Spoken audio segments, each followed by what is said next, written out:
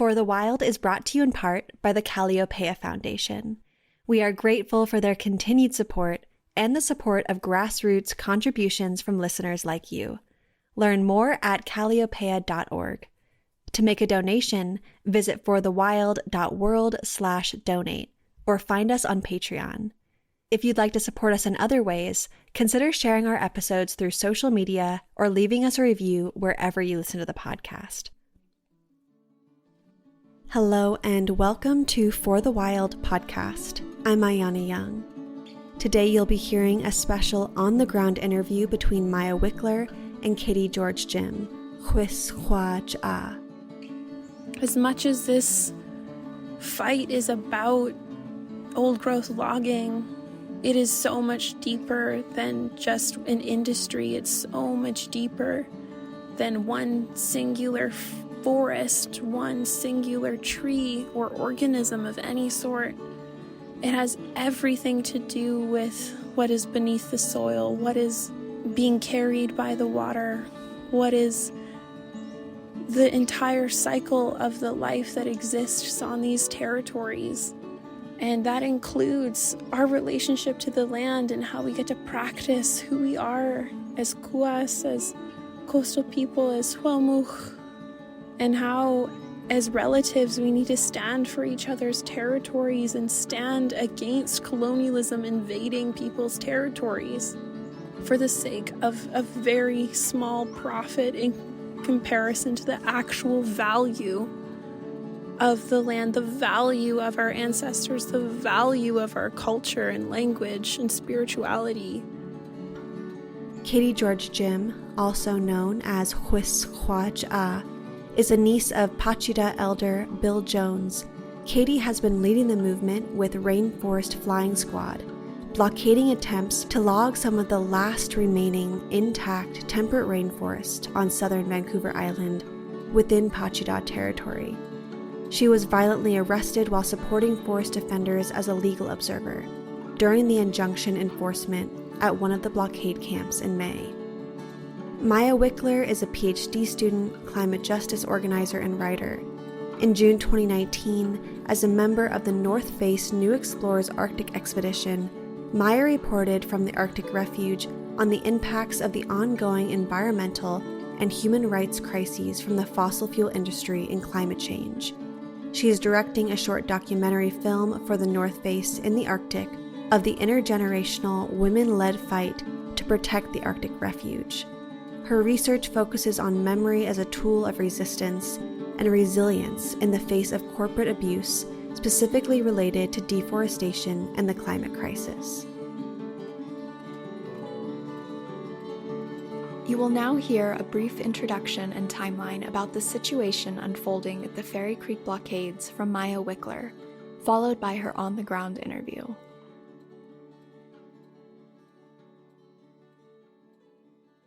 Today, less than 3% of old-growth forests remain in unceded British Columbia. Yet these endangered forests are still being logged across the province at the staggering rate of more than 500 soccer fields per day.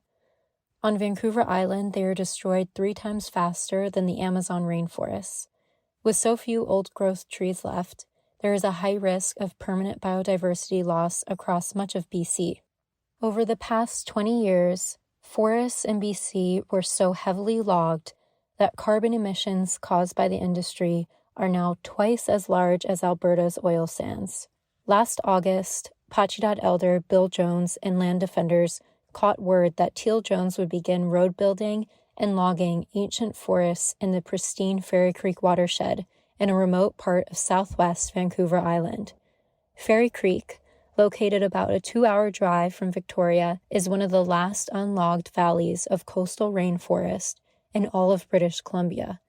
According to the Ancient Forest Alliance, Fairy Creek is home to some of the world's largest yellow cedars, including several trees that may be more than 2,000 years old.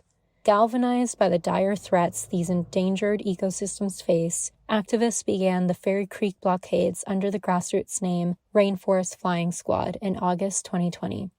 For nearly a year, land defenders have held off logging operations through several ongoing blockades on unceded Pacheedaht and Ditidaht territories. Despite the province having promised a paradigm shift in its approach to managing old growth, the government has failed to implement all 14 recommendations from the province's Old Growth Strategic Review Panel report, released last year, which included logging deferrals in ecosystems and landscapes with very little old-growth forest remaining. According to the Wilderness Committee, the province increased the area of old-growth cut blocks by more than 40% just in the last year. BC Timber Sales continues to auction off some of the last remaining highest productivity, high biodiversity sites of old-growth forests for logging.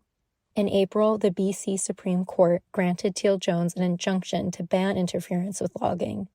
On May 17th, RCMP began enforcement of the injunction, equipped with paramilitary gear, specialized nighttime operations, and undercover infiltration.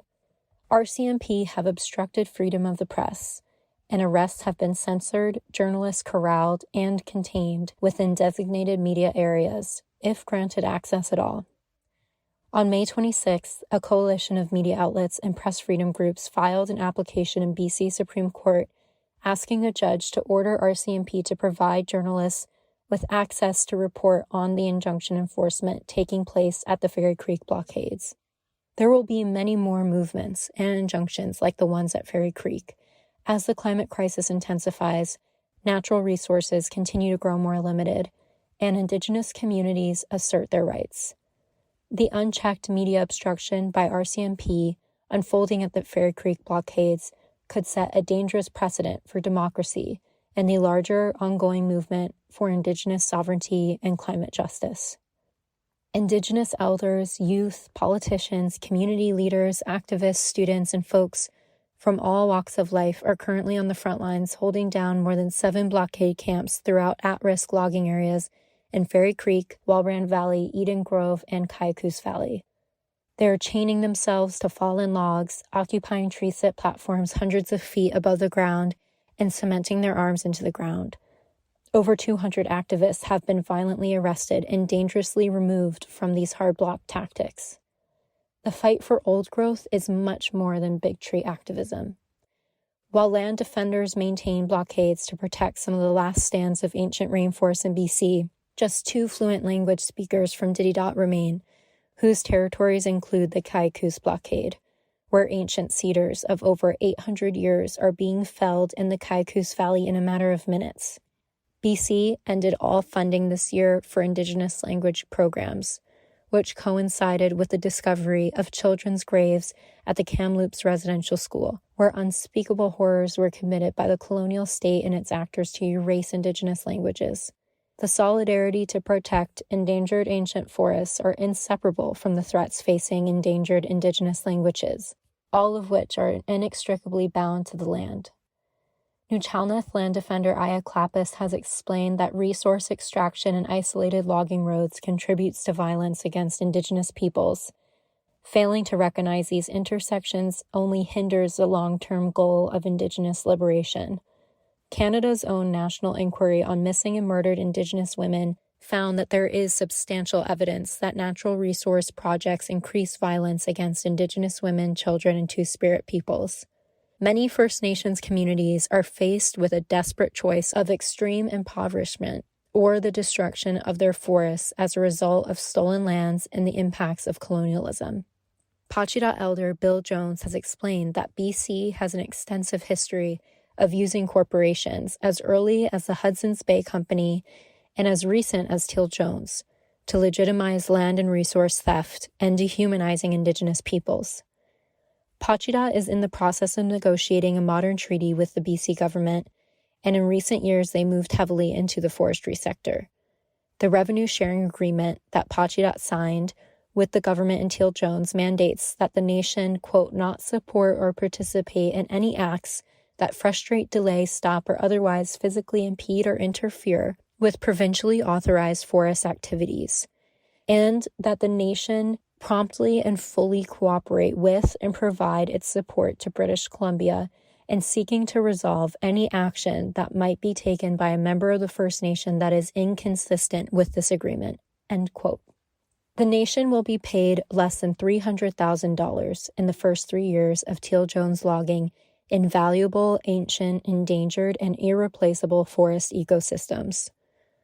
On June 9th, BC NDP Premier John Horgan announced that he would comply with the Pacheedaht's request for logging to be deferred at Fairy Creek. The deferral, which only lasts 2 years, merely prevents a section of an improved road network from going ahead. RCMP enforcement of Teal-Jones injunction and logging continues in at-risk areas. The Union of BC Indian Chiefs wrote in a co-letter signed with environmental organizations to the BC provincial government that with less than 3% of ancient forests remaining, BC needs to be held accountable to support a just transition for Indigenous communities who are forced to depend on old-growth logging. Lawyer for Rainforest Flying Squad Noah Ross also explains that the old-growth logging industry on Vancouver Island is responsible for only about 60 to 80 jobs, most of which are mainly held by white men. This shows how beholden the settler society is to maintain well-paying jobs for white men, even when the consequences are destroying the few remaining stands of old growth. This is why there must be a just transition. I have been visiting the Blockade since late February as a writer and an ally. Even amidst heavy snowfall, a small group of forest protectors gathered at River Camp, situated on a logging road that leads into the Fairy Creek Watershed, where active road building was halted by the original summer blockade. Now, months later, that small group of around 10 forest protectors has grown into thousands. People are reconnecting with the land and enacting the principle of reciprocity that is so integral to our collective humanity. In June, I visited Kati George to interview her for this podcast episode. She is the niece of Pacheedaht elder Bill Jones. We met at Sasin Camp on unceded Ditidaht territories, located several hours from Lake Cowichan, on remote logging roads without access to cell service. Sasin means hummingbird in Uchalnith, and it's a camp that's set up for safe space for Indigenous youth and BIPOC following the violent assaults from loggers targeting Indigenous youth a few months ago at the Walbrand Watch Camp. We began our interview by the fire, but about 20 minutes into the conversation, her friend ran over to let us know that active logging of old growth could be seen across the valley in Kaikous, where one of the blockade camps had been dismantled by RCMP, and it's also where Kati had been violently arrested a few weeks earlier. We immediately jumped onto the back of the truck and raced down the dirt road, coming to a stop on a steep hillside that had been logged. We looked out from the midst of a clear cut across the valley. We could see the fresh scars marking where ancient trees of thousands of years had once stood just moments ago. Kati and I continued our conversation from the back of the pickup truck, overlooking the valley in the very midst of ongoing extractive colonial violence. We sat together as it began to rain, trying to make sure our conversation could be picked up on my phone. At one point, we both paused, and a hummingbird hovered in between us and then flew away. It was Sasin. We both looked at each other in awe and continued our conversation. Okay. So how do you want to start? Do you want to start with introducing yourself? Yeah, I will. My name is Khiswacha. My borrowed name is Kati George-Jim. And on my mother's side, her name is Quetztanat. And she is of Suk and Pacheedaht on her father's side, and English and Acadian descent on the other. And on our Suk side, my grandpa Bob George was the son of the late Eddie George of Suk and Discovery Island, which Discovery Island is in the Kwanghan territory. And then on my grandpa's mother's side, his mom was Sarah Daisy Lazar of Pacheedaht and European descent. And for that side, Sarah Daisy Lazar was the eldest daughter of Granny Ida Lazar, and Granny Ida was the eldest daughter of Annie Jones and Andrew Lazar. Do you want to tell me a little bit about where we are and how you've arrived at Saasen and what this camp means to you? Yeah, so Saasen in Nuchoneth means hummingbird. And I don't even know what day it is, but I believe it was almost 4 weeks ago now that loggers from the Western Forest Product company that owns TFL 44, which is within the court-ordered injunction by Teal-Jones. These loggers came directly from work in TFL 44 to harass and ended up violently attacking young Indigenous folks who were at the Walbran Watch Camp, where it wasn't a hard blockade, it was a watch camp.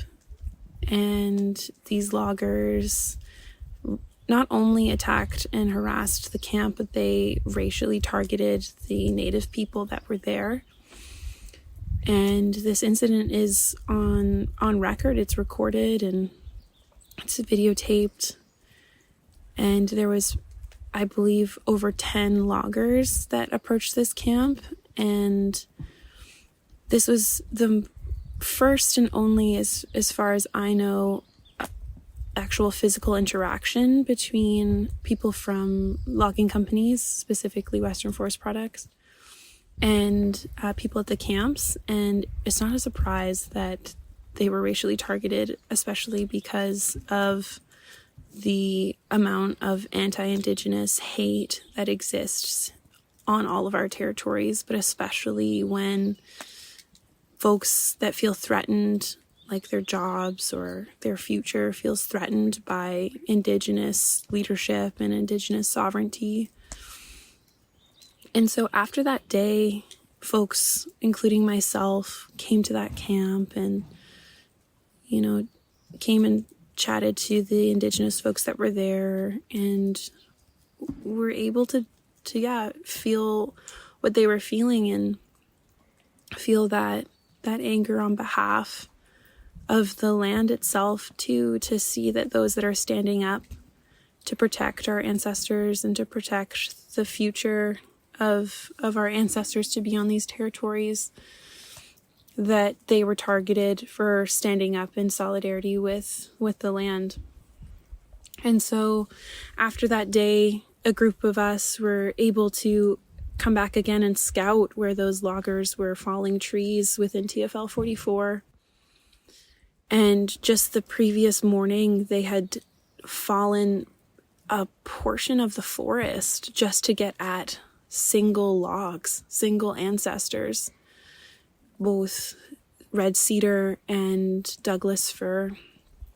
And in this TFL where Saasen camp is, in the back there are 4 cut blocks, and the cut blocks are directly on top of a creek. And so not only are these industries breaking their own Canadian law and provincial law by logging on a creek and by disregarding any sort of environmental impact, but they're also violating the laws of these lands in Nuchoneth, specifically Ditidaht territory, where these logging companies are operating on. And so following that, we took a stand and were able to establish a camp here as a base camp for supporting the people that were at that time KQ's camp in the KQ's Valley along the river, the KQ's River, where they were protecting old growth logging with, we later found out, tree sits and other sort of actions that were meant to stop logging in a different TFL, a tree farm license. And this was TFL 46 by Teal-Jones. And Teal-Jones is the company that was able to get the injunction from the court. And so this camp is connected to other camps in that way. And also at that point, for myself, who was spending time between Pacheedaht and Ditidaht territory where the action camps are operating out of, to be a part of establishing this camp as SOS and as a place where Indigenous leadership, specifically for coastal, for Kuwas, for the coastal people of Nuu-chah-nulth and queer Kuwas and young Kuwas and the Kuwas that need a place to be upheld and have skills sharing and to also share culture and respect and that growth. That's what Sossin has, it started as and has really become today, and ensuring that on front lines, both Indigenous resistance and every other type of front line, is that we're upholding what it means to be in relation to the laws of the land, whether you're from here or not. And that means, in English, how we say consent. But in our laws, when we talk about respect or talk about relationships with each other, we have to be learning from the land. And so at this camp, we are centering that. We're centering the consent of the peoples that are here as Indigenous relations, both coastal and Nuu-chah-nulth people, but as well as other relatives from other Indigenous nations. And so here at camp, it's so much about making meals together, learning how to, use chainsaws, learning how to cedar bark harvest and salvage from the cut blocks and be able to return that to the people who belong to this territory, the Ditidaht, and ensure that we are witnessing and reporting accurately what is happening into these territories, and not to be acting out of term as people that are here on someone else's territory. And for myself, I am not Ditidaht by blood. I have Ditidaht family that have been adopted into my Suk side, to the George family in Suk, and I recognize the Edgar and Tate families in Ditidaht as just as close as any other family that I have. And just getting the chance to introduce myself and to hear the songs of these territories and to hear the stories and familial connections that Ditidaht has to our Pacheedaht family, to our Suk family, to the Cowichan family, and then all the way up the coast of the Nuu-chah-nulth and down to the south of Makah. Like this camp being close to where the Ditidaht reserves are, which up here on the island and where is considered British Columbia and Canada, the native people here are segregated still to this day to Indian reservations or Indian reserves. And that is not anything to do with Indigenous sovereignty or our Indigenous laws or Indigenous systems.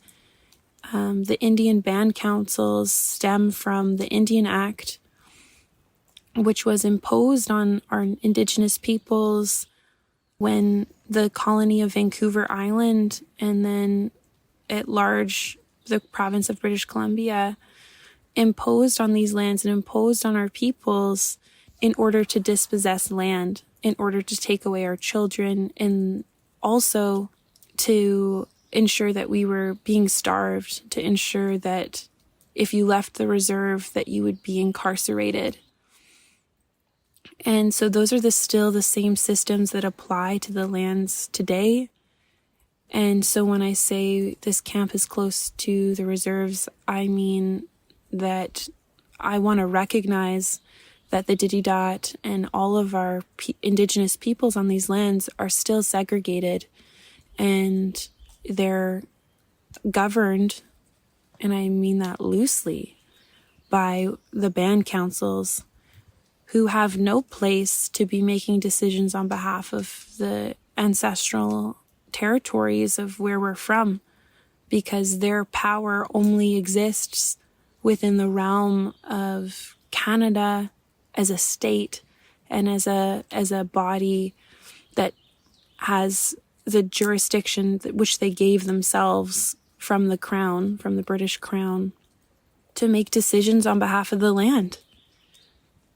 And so again, this camp, to have it be Indigenous, to be Kuas, and to have that leadership just by the notion of having relationships with each other, and we have the ability to say who can come into this camp in the sense of upholding those laws, upholding that respect, where they're directly accountable to the people that are here, but then we're also directly accountable to the people's territories in which we're on.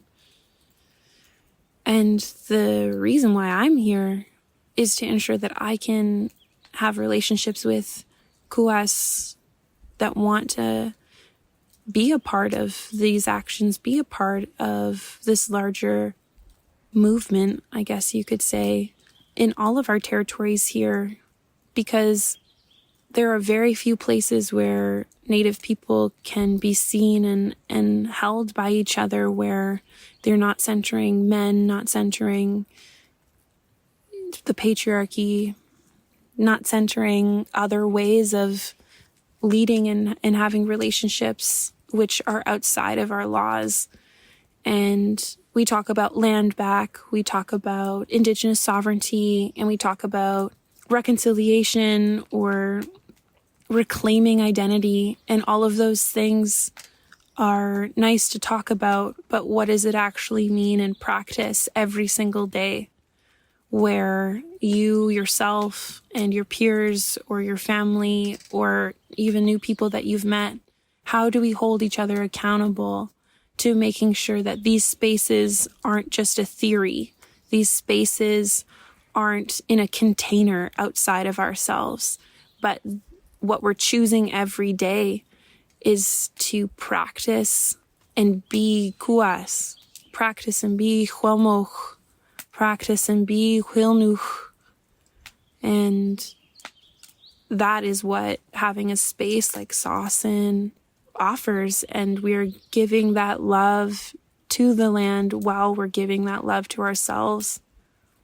So, in short,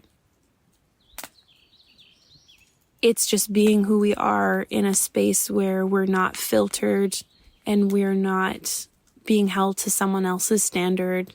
We're able to learn ourselves how to be in relation in a respectful way and bring what we've learned here to other spaces. Because even if we use examples of Indigenous resistance or actions, there's still examples and ways that colonialism comes through without us necessarily being aware. And as Kuas, we need to be aware of how we're learning and how we're talking and how we're moving together. And as young people too, it's our turn to be addressing, gender-based violence, sexualized violence. It's our turn to uphold the laws, to say we would like to practice holding people accountable to those violent actions towards the land and to our people. We want to practice what it means to be outside of colonialism. That isn't just something that you're reading or something that you're thinking about, but it's something that we can base off of our experiences together and transform. There's a car coming, so maybe we'll pause for a sec. This is it's really funny to be at camp and try to be quiet. I guess we could have gone to the woods, but gone to the bush. And that's the other thing too, being here at Sawson, like Noss's Bush Cafe is like the central hub. And if anyone speaks Nuu-Choneth, like I hope that you'll be able to hear how how satisfying it is to have that laughter, have all of those jokes, and to keep our spirits high in that way too. Mm-hmm.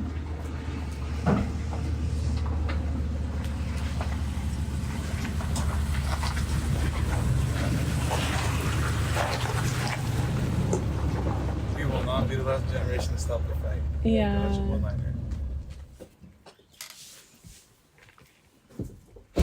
gonna go back. You can see them falling trees right now. Motherfuckers. In the back of KQ, so I'm gonna go fly my drone. Hey, do you want to go? Yeah. Okay, we'll take this on the road. Motherfuckers be falling all our ancestors. Wow.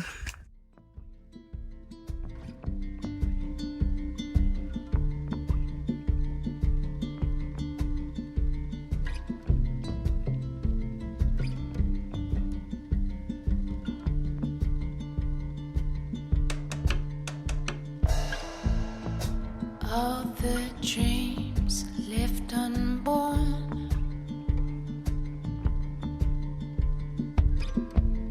flee the scene without a trace.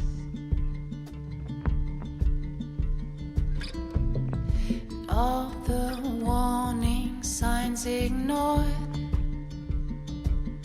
for a beautiful face. But there are no mistakes. And I'm so glad that I found you.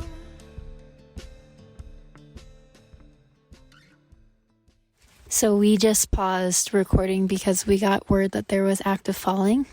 Do you want to share a little bit about that and how you're feeling?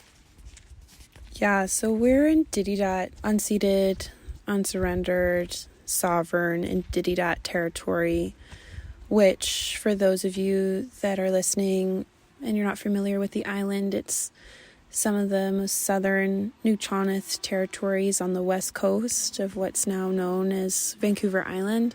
And we were just able to hear from someone that was getting some firewood that they were actively falling old growth in the Teal-Jones Valley, which is only a little bit down the road from where Sawson camp is. And this is like where I spent the most time in the past month, was within my relatives' territory in Ditidaht along the Teal-Jones River. And even just yesterday, I was able to spend time with a family, like a relative, who had her 4 kids in the back, her newborn baby, and she came out to cedar bark harvest, and it's a very small window of harvesting cedar on our territories. And so she came out, she visited the camp, and we said we'd go with each other to go look at the new logging roads that are just off the main one here near camp, which, if you're what I'm looking at right now, we're on a main logging road called Haddon, and if you stop a few minutes from camp, you'll be able to see across the Teal-Jones Valley where there are massive cut blocks of where old growth used to stand, and that's where we were forcibly removed from. And myself, I was pretty violently arrested by a number of RCMP officers, one of which was actually from what's called the Integrated First Nations Unit. That was the first person who laid hands on me.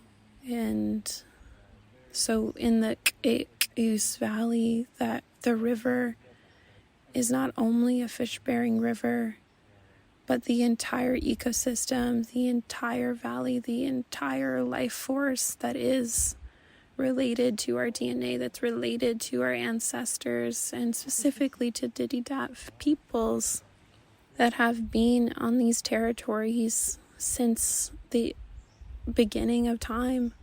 So for a relative to come out to look for enough cedar just to harvest cedar bark for weaving and for jewelry, how hard it is to find enough cedar bark to be able just for herself or for her family to work with.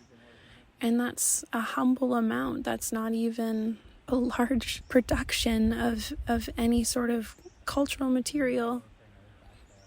We had, as coastal people, cedar bark for our clothing, for our regalia, for, baskets, for so much of our life. And to even find large enough cedars to be able to have chapats, to be able to have the canoe. And looking out over this valley, I'm reminded that only a week ago that we were going to go in and carve a chapats with our indigiqueers, with our queer kuas, led by an incredible person, an incredible Nujanath leader. And that log that could have been transformed into another ancestor to two chapats was stolen from this land, stolen from the Ditidaht, stolen from our peoples. And that opportunity to have that cultural action was robbed. And so, as much as this fight is about old growth logging, it is so much deeper than just an industry. It's so much deeper than one singular forest, one singular tree or organism of any sort. It has everything to do with what is beneath the soil, what is being carried by the water, what is the entire cycle of the life that exists on these territories. And that includes our relationship to the land and how we get to practice who we are as kuas, as coastal people, as huamuch, and how as relatives we need to stand for each other's territories and stand against colonialism invading people's territories for the sake of a very small profit in comparison to the actual value of the land, the value of our ancestors, the value of our culture and language and spirituality. And so I've been back there. I've been to these places where they're stealing ancestors. They're stealing from these territories and robbing future generations, not even just robbing the people that are living right now. And so to lead it back to like the families that are within Ditidaht in these territories, for them to have to look so hard down so many logging roads to be able to harvest what is their birthright, but also their responsibility, all of our responsibilities to pass on our cultural knowledge, to pass on the language, and to ensure that we show our manat, show our children that we can still be who we are no matter what time it is, no matter what context it's in. We always have to be who we are. But how can we be who we are if we have no land left? If we have no place to go? And so this is just one part of one territory where the people have not lost who they are. We still have so much wealth in these lands. It's just because another tree has been taken does not mean we give up the fight, does not mean that we back down. And in our relatives' territory, in my other's ancestral place of Pacheedaht, where I've been able to develop a relationship with my Uncle Bill Jones, we've spent so many nights and so many days and mornings just being able to talk. And, mostly for me to listen to the colonialism that he's experienced over his 80 plus years. But then also the wealth and the love that he's experienced with the land and with his family that was able to pass on some fundamental laws about how to be kuas, how to be a huelmuch. And some of his first memories are in a chapet, are on the land looking for elk, are learning the language before he was taken away to Port Alberni Residential School. And how that disruption in our lives as coastal people has targeted our spirits, and how the dispossession of land and the lack of access is a direct target on our spirits as kuas, as huelnuch. So it's not only genocide of our bodies and our hearts, it's a genocide against our spirit as peoples, and the constant push of assimilation to keep us docile, to keep us down, to keep us in a place that can be accounted for versus sovereign on our land. And that was Saucon, actually, that you just heard pass us by. Saucon, a hummingbird that just flew right through our hand. And so that's also it, is that the land gets to know us. I am so honored to be in all of my relatives' territories, getting to know the land in which would have been visited and cared for by all of our families here. And not only that, but it would have cared for us, and it still is right now today. And so taking that break to come here and try to get the documentation of the violence against the land, which again is violence against our spirit, violence against who we are as Indigenous people. It's important to hold on to who we are, and it's also important to ensure that we're witnessing and we're speaking, and action that's being taken is within and based upon the laws of these lands.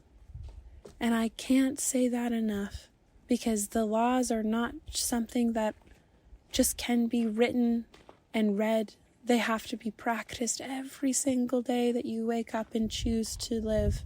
Every single day that you wash your face. Every single day that you practice who we are as kuwases should be in those laws. And it's not to say that we've been able to do that every day because of these disruptions of colonialism, but it means that we have the opportunity every day to be learning more. And that applies to everyone. That does not apply to just people of these territories. That applies to everyone to be accountable to the laws of the lands. Because we all have a purpose. We all have to be accountable. And we all have to ensure that we're not standing alone. That by everyone being accountable to the land in a way that the laws were created to demonstrate how you can have respect as the land has respect for everything a part of it. It's no mistake that they're ancestral laws and that they still apply today. It's not just a coincidence that the laws and the culture and the spirituality have the answers that we're looking for to move forward as a peoples, as humanity, because these lessons have already been taught by our coastal people here.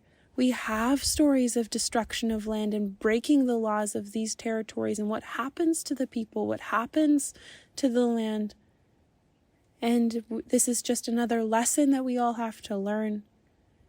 But this point in time, if we're able to be conscious and to be actively oriented towards transforming and listen to what has already happened here on these territories and not repeat the same mistakes, then we do have a fighting chance.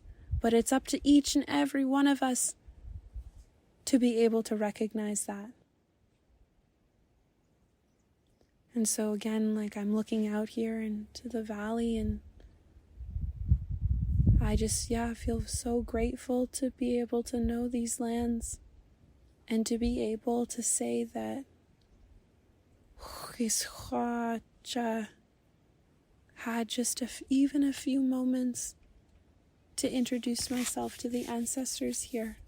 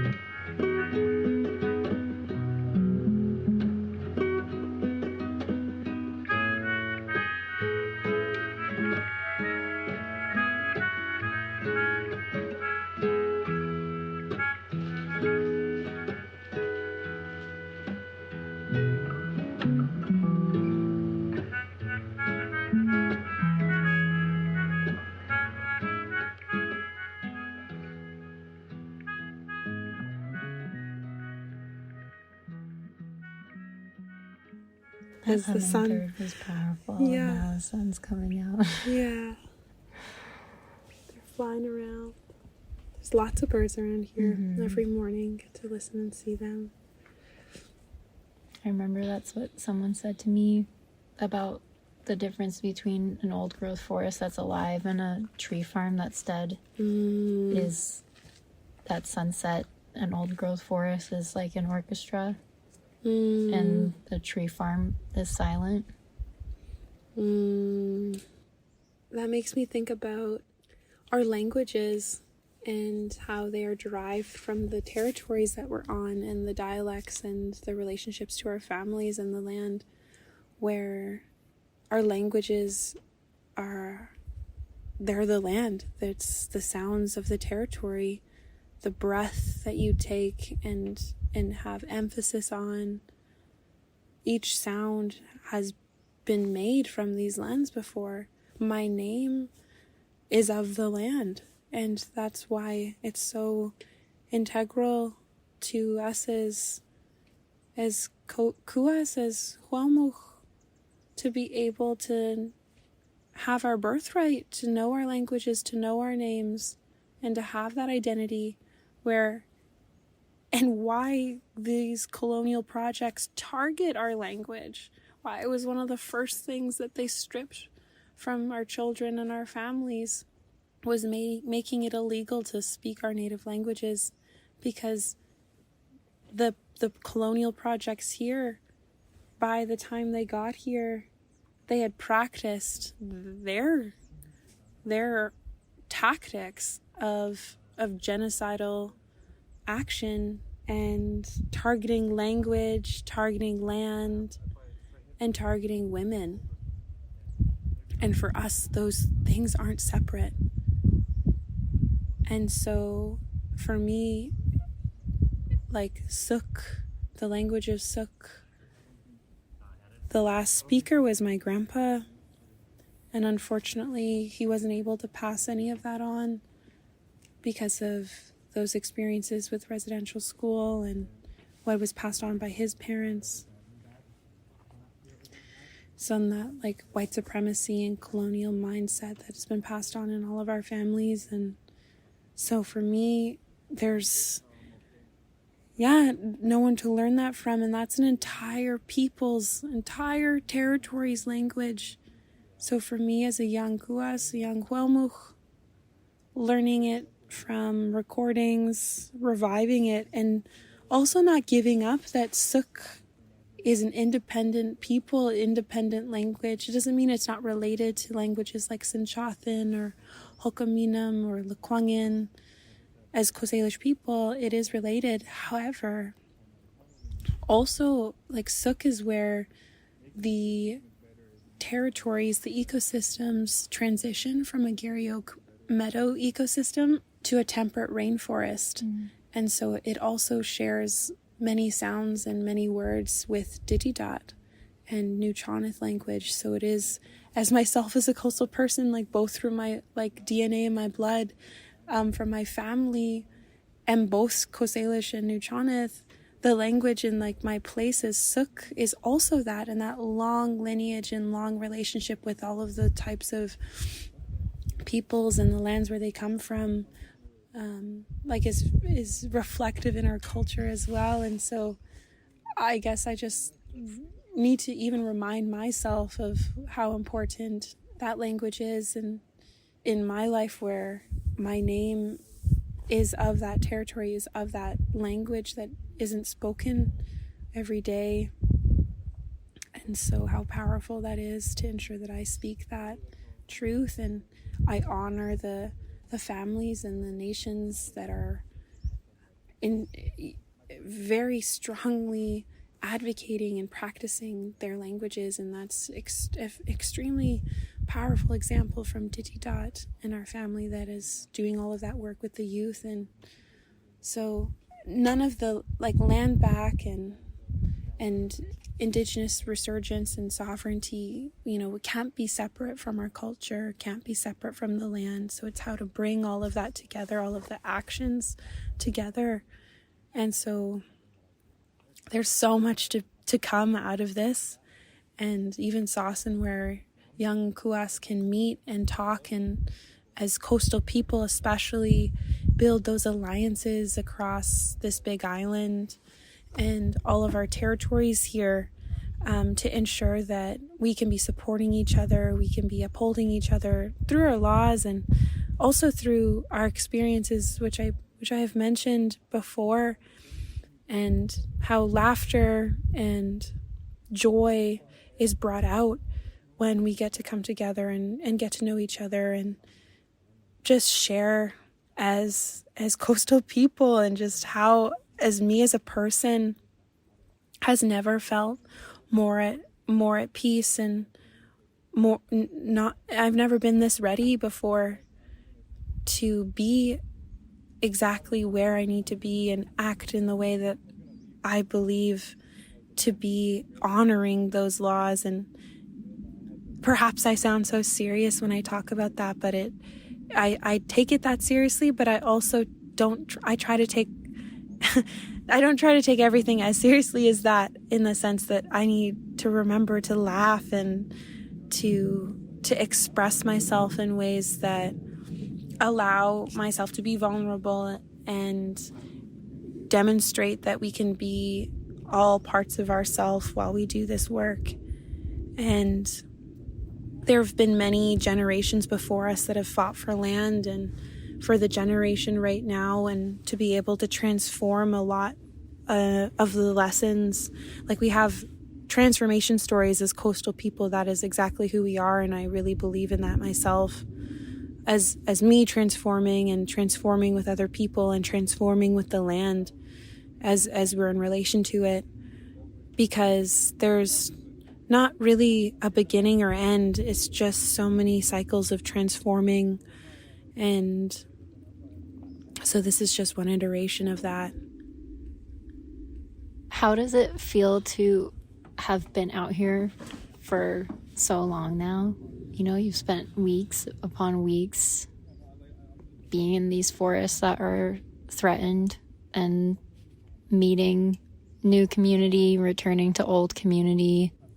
What has that felt like for you? And what does this movement mean to you beyond, you know, the less than 3% old growth that remains, and all these statistics and ways of quantifying colonialism? What does it mean for you on more of the relational level and kind of the bigger picture of this movement that's beyond the big tree activism? Yeah, as spending as much time as I have been able to in both Ditidaht and Pacheedaht territories, it's allowed me to have and formulate my own relationship with these territories outside of work, outside of school, outside of institutions. And as someone who has been a part of institutions for the majority of my life, as a relative, to be here as someone that can either represent family or represent a territory, it is so empowering to be a sovereign Indigenous person, to be kuas, to be huelmoch, to be a huelnuch in this time, and recognize it as it unfolds is so powerful.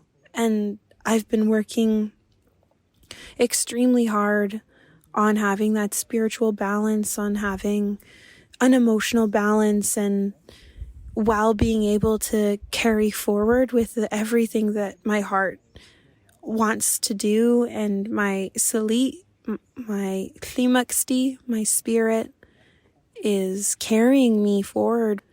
So in these actions, to lead with that and not lead with a construct of action like activism is so important for me to recognize within myself, but also to really foster and recognize that in other people.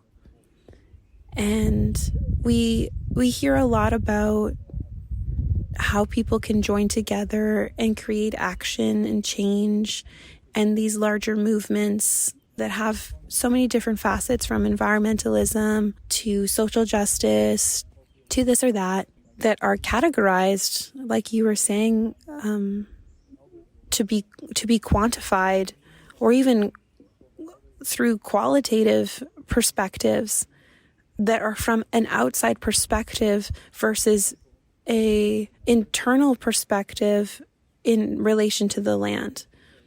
And when you personalize that, when you have that relationship through your salit, through your tlimaksti, to the nisma, to the tamoch, to the land, that's what that means. Like when I say, like if we're Indigenous, you're of the land that you come from.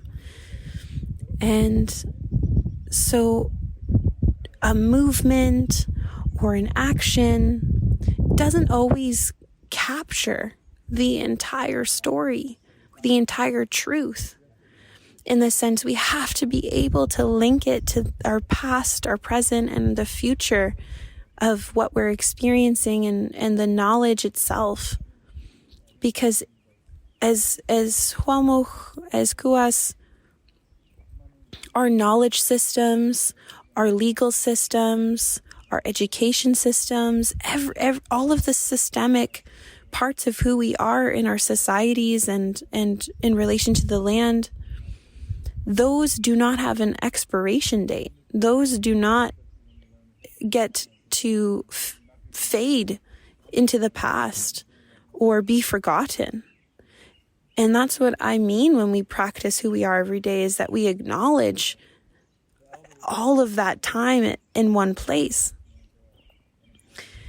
And so when colonial systems have been introduced and imposed and violently erected and in our sovereign territories, not only is that declaration of war on the land and on the people, but it has been sustained and funded and legitimized through state occupation by claiming that Indigenous people, or the Indian problem, or First Nations or Aboriginal people, or whatever definition that is made by the government of Canada or the government of British Columbia, which are acting on behalf of the British Crown. We do not need to be recognized by any of the colonial bodies to exist. But the falsehoods and this fantasy that these governments and the state and the British Crown vomit over everyone to distract people from the truth of sovereignty, to distract people away from these truths of genocide and assimilation.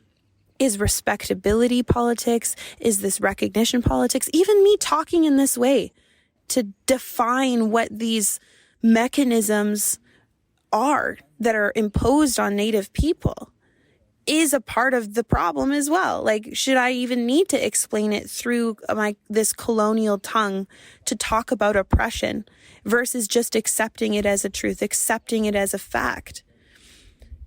However, taking the time to do it, and for me to demonstrate that a colonial system is the complete opposite, the antithesis of Indigenous society and systems, which is why the land and our women and queer people and our children and these matriarchal systems are targeted so heavily by sexualized violence, by gender-based violence, by violence against the land, and ripping our children away from our peoples.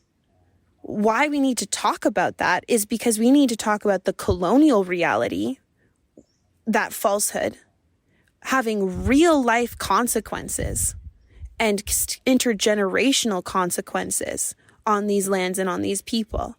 And then we also need to talk about the parallel reality of Indigenous sovereignty, Indigenous society, which has never ceased to exist.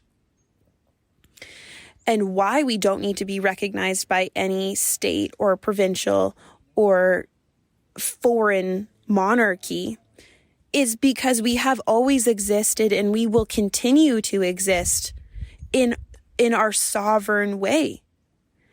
And the fact that we are required through systems like the Indian Act and the Band Council system or treaty systems, treaty band nations, treaty nations, so that these governments can interact with Native people in a contained environment which can be controlled is a part of a colonial narrative. That's a colonial reality.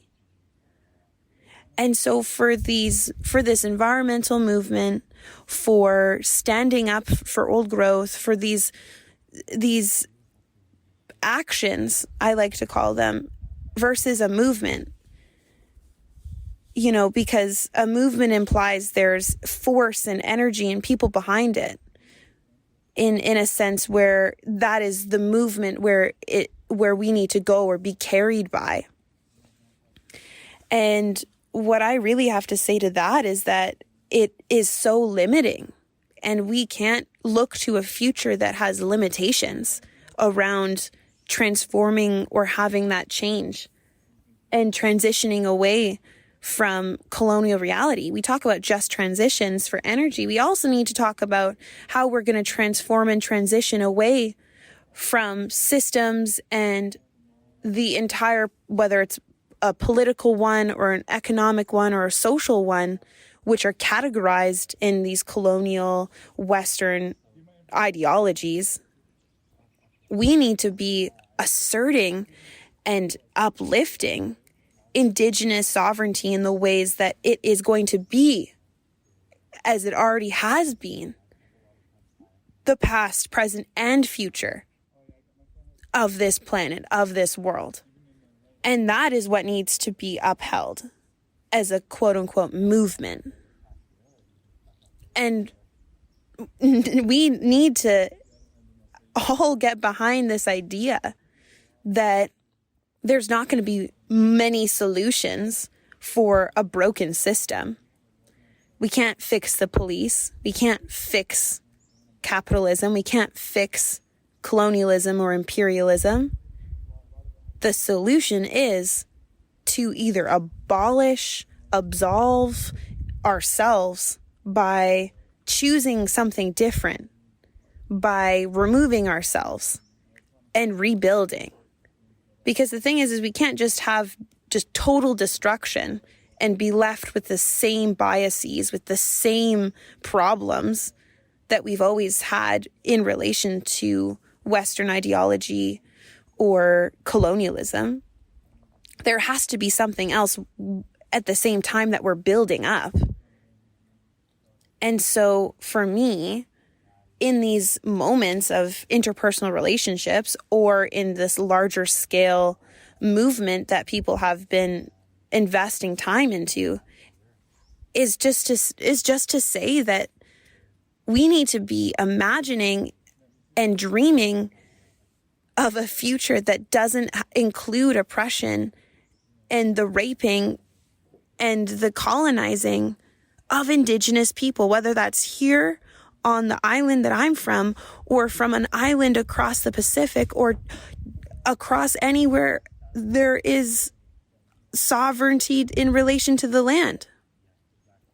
We need to be able to acknowledge the land is sovereign. We are not the sovereigns. And the sooner we get behind that, the sooner we're able to acknowledge our limitations and how we impose that on the land versus continuing to try to be righteous, to continue to try to have the moral position to rape the land. The sooner we'll be able to have a chance of surviving together, and with that ability to say that we transformed in time.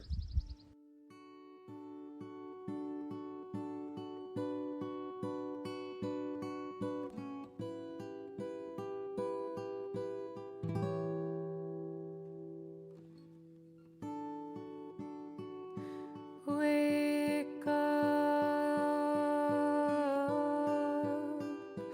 look up. Things are not as they seem.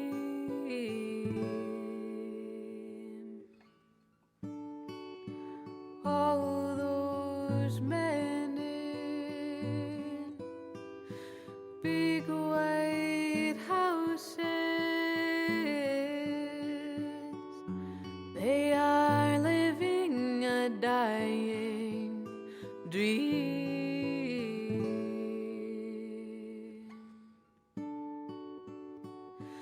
And those who know that to love is not to own.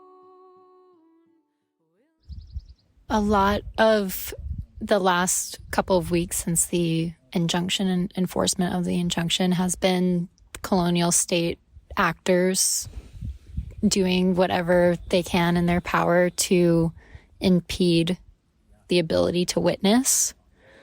Can you speak a little bit about why witnessing is important and what you have been witnessing since being out here and a part of this larger movement that goes beyond the Fairy Creek blockades? Yeah, I think leading up to the RCMP enforcement on these sovereign lands, there wasn't the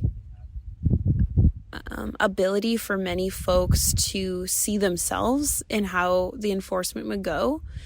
And as a Indigenous person, and as like a woman and a young person who has held different experiences, both myself and then in relation to other people, around police and state-sanctioned violence, and witnessing what's been happening in other territories across the world and in so-called BC, that there was no doubt in my mind the type of violence and the type of force that the RCMP are always prepared to use against Indigenous people, let alone people standing in the way of industry and profit.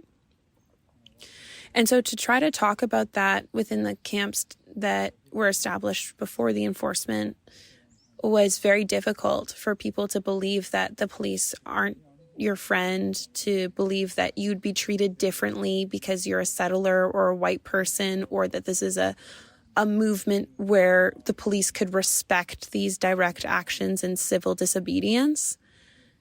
And most of those people had an alarming wake-up call when the enforcement started to happen, where there was an exclusion zone, and there still is an exclusion zone illegally erected by the RCMP on these territories, that that type of force was used against me, and as like someone who was racially targeted, but also someone who did not stop speaking while I was being arrested as a sovereign Indigenous person, how the RCMP has no jurisdiction on these lands to forcibly remove anyone, let alone sovereign Indigenous people. And then the more and more violent that the police got on these territories,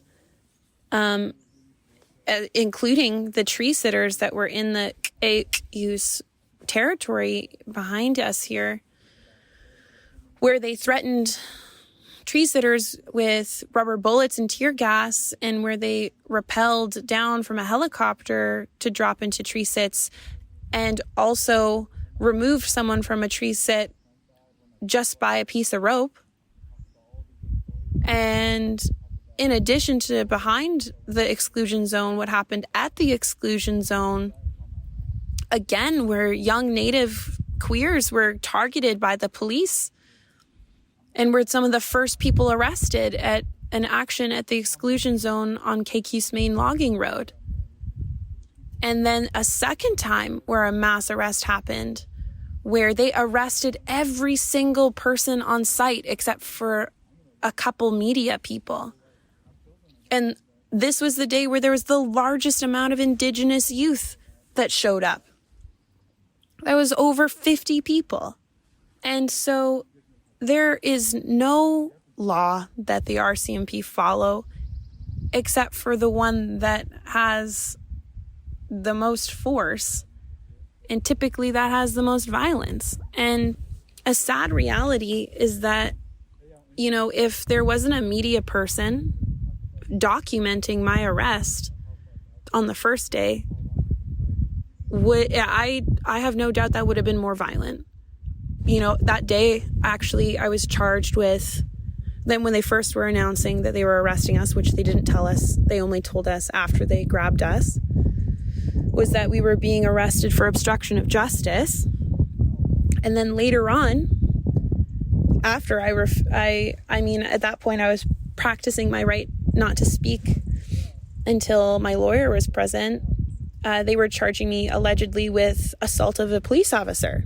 Those are charges that I could be charged with if they find a case. However, if you look at that footage, it is very clear that I am the one being assaulted. And even while I was being arrested, this police officer, he had to be examined for any physical injuries. And so the medic, I guess, was asking him if he had any injuries, and he replied, "Only my pride." So, you know, you're asking about, my experience both behind the illegal exclusion zone and in front of it. And it's no different. And, you know, even with my friend that was driving other young natives out here, he was arrested on the spot, just in the town, in a parking lot, for being a racialized Native man. So no matter as Native people, if we're standing in the front of the police in some sort of exclusion zone, or if we're just walking in our hometown, there's always that potential for violence. And, you know, they're armed and they are employed to use lethal force, and we are unarmed, sovereign Indigenous people. And so with this larger movement in how we engage with the police, it's been a steep learning curve with so many privileged white people who believe that getting arrested is fun or a family activity or something that, you know, you can check off your list. And unfortunately, they've had to see and witness and be a part of the violence against Indigenous people out here. And that is what it takes for their wake-up call, is seeing violence against our bodies. And, you know, we can see this echo in so many different parts of the world where, you know, trauma porn is something I've heard it being called, where people only wake up when they get to see that violence. And that's sickening. Where, you know, as someone, an oppressed person and another oppressed person through a system of oppression, we can acknowledge that violence without even needing to hear in graphic detail that it's real. And so a takeaway from any of this really should be the ability for us to hear or know about stories without us needing to know graphic details to be legitimized. And so for me as a witness out here, that day that I was arrested, I was a legal observer. But at the same time, with these movements or with these actions, as Native people, we can't be separate from who we are when we're participating in action. So we can't just put on a face or be a token to be used for this greater movement and be sacrificed.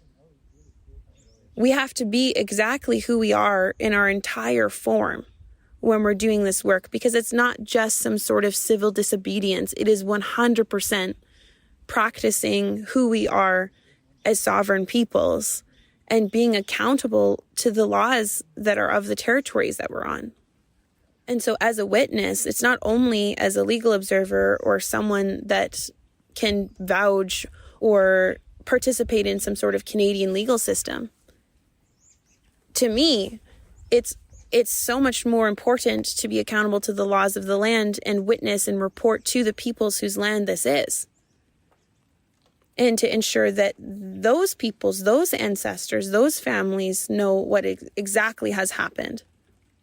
And so it's a witness for them. It's a witness for my own family in all the territories and lands that I'm a part of. And then also for the future generations, so that they can know what has happened here today. And that's on all of us, and that's through our coastal systems, as we have witnesses for all of the work, because our oral history is what has survived. It's still a part of who we are. And so the storytelling and the narratives, it's just going to be as important as a piece of documentation. You being on the land and upholding your responsibilities is also a form of truth-telling, because you found the deactivations of critical roads for community that was done by the logging companies. Can you speak a little bit about that and what that experience was of seeing the extent that they're willing to go to deactivate roads? Yeah, that's a really good example of witnessing and reporting to the people's territories it's on. Because where we are out on the coast, there's really only one way in and one way out, and they're logging roads. And as I was learning more from our Ditidaht family, is that the more and more the unpredictability of deactivating roads by logging companies for the sake of stopping actions to prevent logging and the type of old growth industry that is raping these lands, they're severely putting everyone else in these communities, in these remote coastal communities, at risk, where there is flooding that often happens on a main road. And if all the other roads, the logging roads, are deactivated, where they make massive craters or trenches or lay massive logs across the road, then that means that the peoples whose land that we're on, they're stranded and segregated again on a reserve. And so for the lack of disregard and the lack of foresight done by these industries, again, for sacrificing everything for profit, including for the peoples in which they say that they're that are benefiting from these industries. They're not acknowledging the everyday impact that these logging industries and these road building companies have on the peoples that have the birthright to be on these lands. So in addition to it being an unsafe environment for everyone to be here and the destruction on the land, they're also just doing what they want when they want to ensure that their profit is in some way protected. Do you want to tell me how you reconnected with your uncle, Bill Jones, who is an elder that has been a huge source of leadership for countless people in this movement to protect these forests? Yeah, so I've known my uncle for a couple years now in the ways that I know him in relation to the land and, but I've obviously connected with other aunties and uncles, like his siblings, before and have had nice, long-standing relationships with them. And so with my Uncle Bill, he's been doing work around our territories and specifically old growth for over a decade now in a similar way he's doing work with Fairy Creek. And Fairy Creek to him is a spiritual place where he grew up and with his family, including many of his grandpas, and where he learned the laws of the territory. And so connecting with him, my mom has asked me to check in on him for as long as these actions have been taking place in our territory in Pacheedaht. And so I have checked in and sat and listened and also just shared a little bit about myself each time, and starting last summer. And even the year before that, I was doing similar work, and we, got to talking at another meeting about old growth. And yeah, I guess I'll start with our relationship instead of all of the politics. But in March and April, I knew my uncle's health. He was seeking quite a bit of support and help for that, and I wanted to ensure that I checked in on him just as his niece and as someone that takes the work that he was doing to heart, and how proud I am of my uncle coming into his own and his own power and his own spirit and his own relationship with the land at this part of his life. He's 81, just a little over 80.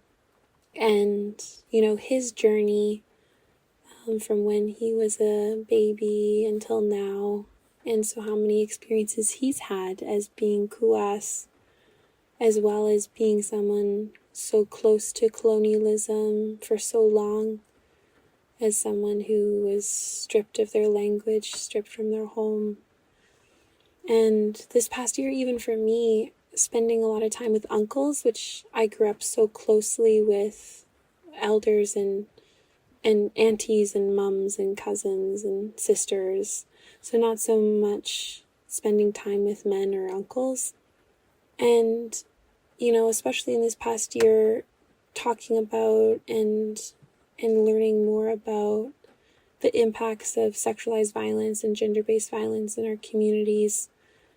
In the sense of I've always known, and I was very much protected as a child from so many of those circumstances and situations, where as an adult, it's been impressed upon me about what type of action and type of person and type of responsibility that I can have for that change and to be that voice or to be that support.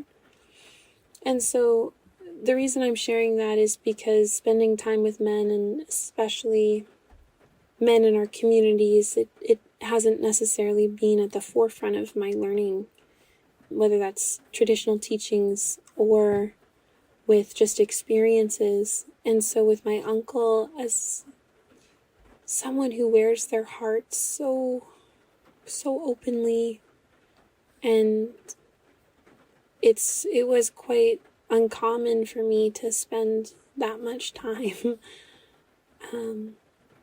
with an uncle, great uncle. And so even that vulnerability for both of us, as me as like a young coastal queer woman and him as an old coastal man.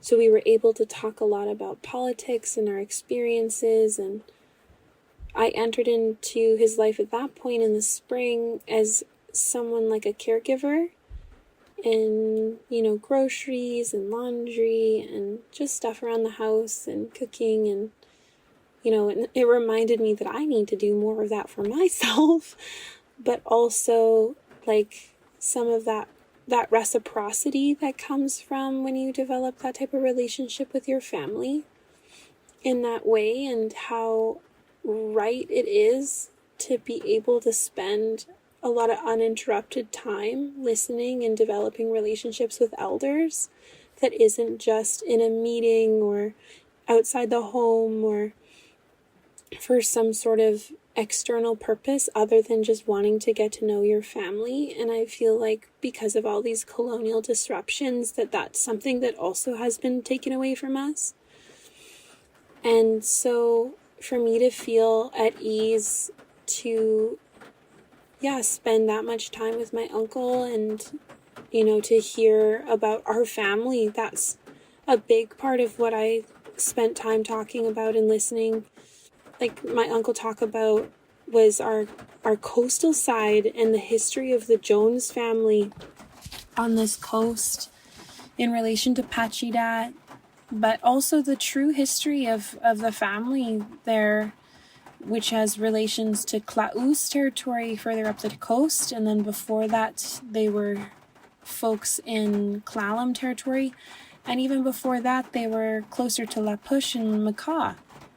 And so for someone of his age and his experience to be able to talk about that truth so openly, where he wasn't looking or searching or trying to assert power over a territory, he was telling the truth as he learned it as a child all the way until his age now, both from oral history and from his own research about our family. And so how much of a gift that is for me, and more knowledge that I'm equipped with about my own family lineage and the impacts we've had on the land or our people, for better or for worse. And so I just, you know, that early time that I was able, you know, we woke up in the morning and had coffee and just started sharing and talking, and he's such a social person, and, you know, especially with him taking on these roles later in his life, like after, you know, his 60s and 70s, being very vocal about what's happening in the territory, the corruption within the band council system, and even the journey and lesson that he's learned and his mistakes as a human being, and how he's returning to himself, returning to the land and to the people. And he says that this is his fight that he will die on. And so to be a young person, a young relative in his life, that he can pass all of that on during this transitional point, this transformative point for him and for myself, it has been incredible. And so that love and that care, you know, he thinks of me as precious, as a gift for him, in the sense of like, for our people, like for him to depend on, as in that he recognizes my sovereignty as a person. He recognizes my consciousness, and he recognizes the power that was passed on to me by his grannies, our grannies, and how I remind him of the old people. And so that to me really warms every part of my klimaksti, my salit, my spirit. And, you know, some things have been challenging and challenged by other people interacting with our relationship as family within the movement, where Mamathni or Winitam like think that they can interact or interfere with the relationship that we've established because of an organizing preference or decision making, when it needs to be recognized that elders and young people, whether they're acting as warriors or cultural speakers or caretakers, we have different roles. And the way that me as a sovereign person is going to carry myself is going to look different than how my uncle as a sovereign person is going to carry himself. And so learning how to also ensure that I am addressing things in the moment, even with my own family, if something comes up, especially around leadership or ways of talking about colonialism or addressing racism or homophobia. And so ensuring that my uncle and I had that communication and, you know, our relationship stands strong, even in the pressures of taking direct action or some sort of environmental movement. And that's definitely a lesson that I'm carrying forward too, is to ensure that I'm not afraid of keeping that open communication and approaching my family with the truth and maintaining that integrity throughout that process. And so that's even just sharing a small aspect of my relationship with my uncle and other family on the coast, where it's, that reciprocity. And to hear both of us being vulnerable about our experiences with colonialism and how we're striving to be our fullest self in relation to the land, with, you know, him experiencing 60 more years of colonialism that I have, and him to be able to see in me and in my peers and in our relatives the future that we're going to be creating together based on knowing each other at this point in time. And so I feel so grateful and humbled to have known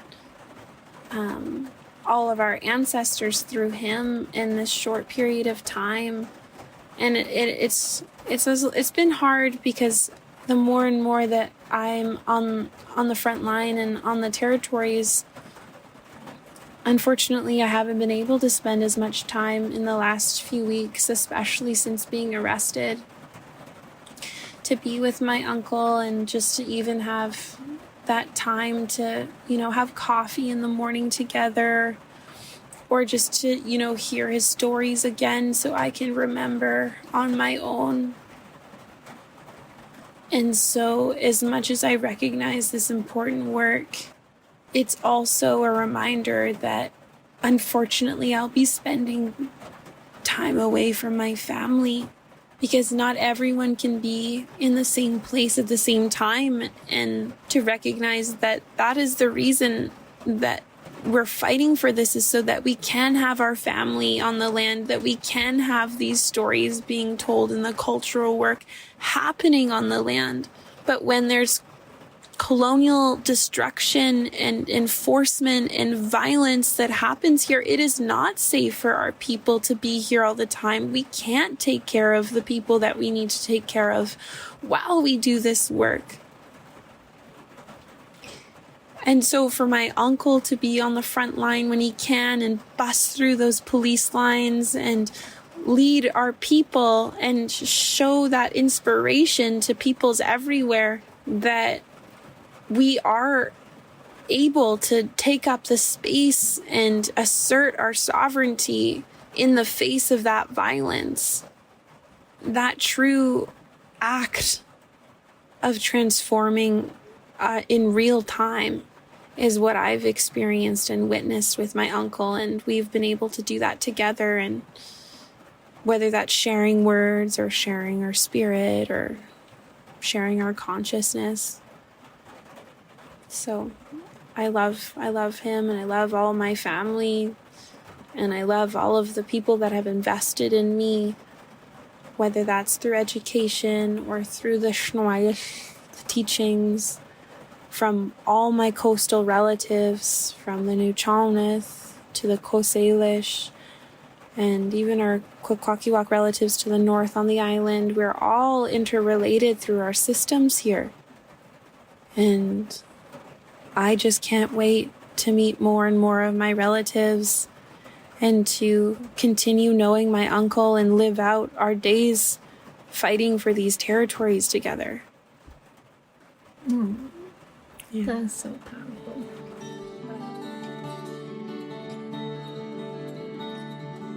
If you have the means and have been impacted by this conversation, please donate to the GoFundMe set up to support Indigenous land defenders at Fairy Creek. You can find this link through our episodes page on our website. Thank you for listening to For the Wild podcast. The music you heard today was by Lake Mary, Forest Vale, The Range of Light Wilderness, and Ali Deneen. For the Wild is created by Ayana Young, Erica Ekram, and Francesca Glassbell, with a special thanks to Maia Wikler for coordinating this interview.